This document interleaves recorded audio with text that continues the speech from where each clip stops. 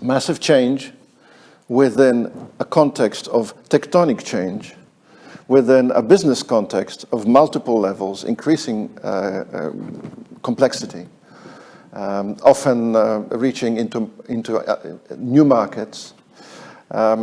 It all sounds like a lot of moving parts. And I'd like to know what have been the most difficult moving parts from your perspective. Well, from our perspective, when we talk about transformation, we always think about complexity itself, and complexity comes from different areas. When we spoke about ERP implementation, this is our part of the business, we know that we have to address, issues like many legal entities. They are located in different countries very often. We have to take care about, multicultural environment, and we know that this change may address different group of people in a different way. So what we started our journey at XPLUS side was to implement proper project management methodology. That was our first step to grow up our maturity. And this methodology we called CRP, which stands for Conference Room Pilot. So together with Microsoft, we took some recommendations and we implemented them into kind of hybrid methodology which perfectly address technical side of the project. But that was not enough. So it never is. We still struggle with our customers to manage proper transformation as the human change or people side of the project. And that led us to the decision to implement, again, together with our partner, Silfra Consulting and Microsoft, a ProSci methodology, which is perfectly fine to address this people side of transformation and challenges that human beings may create in your project. So this combination of two methodologies, like CRP and ProSci, gave us a comprehensive view on the project. And we... Give us an example of how that might work. Yeah, so for instance, if you think about proper project management, you think about tasks, schedule, what to reporting, do, when to do it, communications. Who's responsible? Who is thinking about, for instance, resistance management?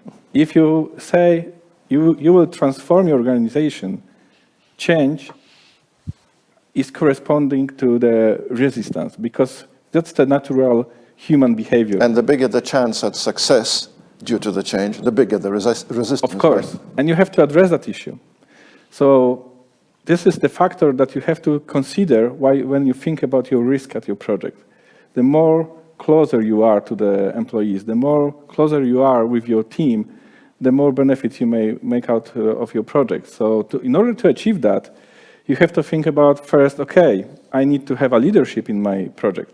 Leadership or sponsorship is the crucial factor to establish, to govern, and to manage your project. And this has to come from the top. Of course. We just spoke about business values and business objectives and how to manage it throughout the catalyst process. Once it is set, you have to think, okay, now I have to implement it. So how am I going to implement it? I'm going to manage my project, but I also have to manage my change together.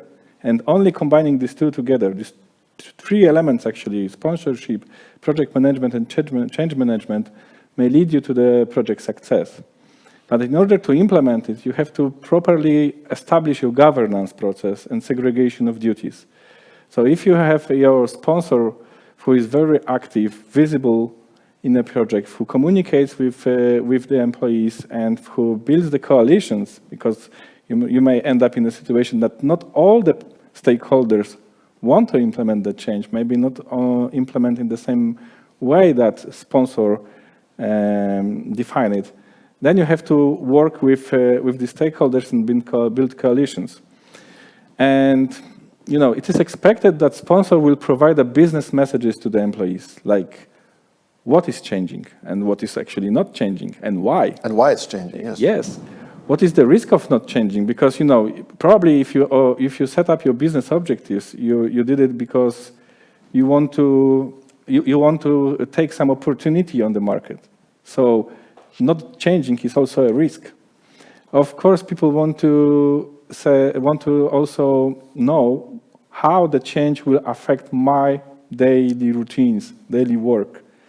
But this kind of messages have to be provided by managers and supervisors. That's why the next layer in the governance process... Just purely on an operational level? Yes. Okay. So key messages and business messages, people expect to be brought out by sponsors or C-level managers.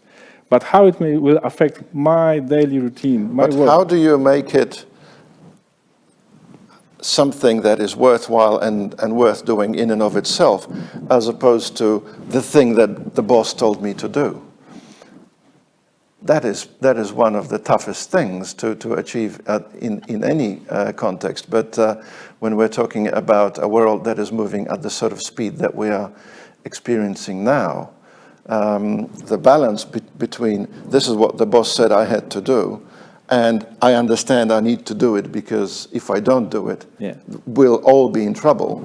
That's a fine balance. Yeah, that the question you just raised corresponds to a tool which is called ADKAR model. And ADKAR model defines 5 building blocks that needs to be run through the individual transition of each human being in the organization for a successful change. So you have to diagnose what are the source of resistance, what are the root cause of it, and properly develop or diagnose the gap and manage that resistance. So it's not as simple as saying people are afraid of changing. No, it's that's far the more, natural process. far more granular, far deeper. Yeah, and this ADKAR model, these 5 building blocks, corresponds to A, which stands for awareness. You have to understand why or what is changing and why it is changing now. Then we have desire, D. Desire means I want to do the change. I want to adapt. I want to contribute also. I want to contribute as well. K stands for knowledge, so I have to know how to adapt. But this is not enough. That's why we have another A, which stands for ability, because I have to apply my knowledge into practice. Ramesh just said we need to train our users to adapt to the change, and that is it.